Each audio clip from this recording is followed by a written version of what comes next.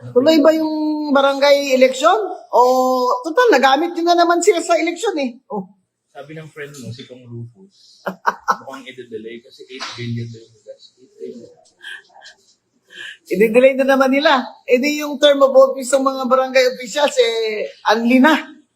Hindi na mapapalitan yung mga hindi tama.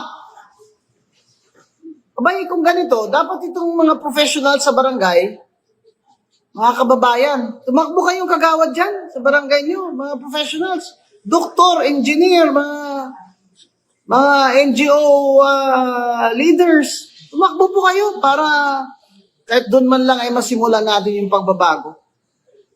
Pati corruption sa barangay ay talamak na din. Pati sa SK, talamak na din.